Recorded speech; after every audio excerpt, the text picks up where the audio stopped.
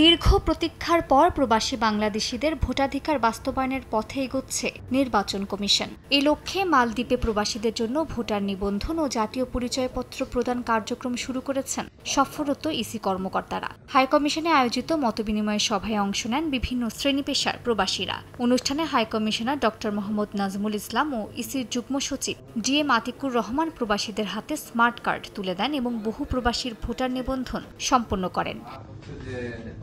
অনুষ্ঠানে প্রবাসীদের জাতীয় পরিচয়পত্র, পাসপোর্ট এবং ভোটার নিবন্ধনের বিষয়ে নানা প্রশ্নের জবাব দেন নির্বাচন কমিশনের উইং কমান্ডার সাতওয়েজ তানভীর। অনলাইনে কিভাবে ফর্ম পূরণ করে রেজিস্ট্রেশন প্রক্রিয়া সম্পন্ন করবেন সে বিষয়েও প্রবাসীদের অবহিত করেন তিনি। প্রবাসীরা জানান এই উদ্যোগ তাদের নাগরিক অধিকার প্রতিষ্ঠার পথে এক বড় পদক্ষেপ। অন্তর্বর্তী সরকার ও নির্বাচন কমিশনকে ধন্যবাদ জানান মালদ্বীপে বসবাসরত প্রবাসী বাংলাদেশিরা। এটা আমাদের জন্য অনেক আনন্দের বিষয়, উৎফুল্লর বিষয়।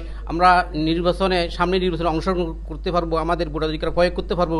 সেই ক্ষেত্রে আমার কাছে খুব গর্বিত মনে হচ্ছে। মালদ্বীপে যে আমাদের হাই কমিশনার সাহেব আছে, ওনারা যেভাবে কাজ করতেছে দিন চম দিয়ে এই এনআইডি কার্ডের জন্য, প্রবাস থেকে ভোট দেওয়ার জন্য, ওনাদেরকেও আমরা অনেক অনেক ধন্যবাদ জানাই। অন্তর্বর্তী সরকার প্রবাসী বাংলাদেশিদের ভোটাধিকার নিশ্চিতের প্রতিশ্রুতি দিয়েছে, আর সেই লক্ষ্যে অন্যান্য দেশের মতো মালদ্বীপেও ভোটার কার্যক্রম এগিয়ে নিচ্ছেন বলে জানান ইসি কর্মকর্তা। যাদের এনআইডি কার্ড নাই তারা সবাই এনআইডি কার্ড করবেন, কারণ এটা শুধু আপনাদের নিজেদের জন্য না, আপনাদের নেক্সট জেনারেশন, আপনাদের সন্ততি সবার জন্য আপনার এনআইডি কার্ড প্রয়োজন হবে। প্রবাসীদের ভোটাধিকার নিশ্চিতে বাংলাদেশ মিশন নির্বাচন কমিশনের নির্দেশনা অনুযায়ী প্রচারণা সহ প্রবাসীদের প্রয়োজনীয় সহায়তা দেওয়া হবে বলে জানান হাই কমিশনার। এখানে অবশ্যই আমাদের গভর্নমেন্ট বলেন বা দেশের পক্ষ থেকে একটা বিষয় ছিল যে সব দেশে এটা কিন্তু সিরিয়ালি এটা যাবে।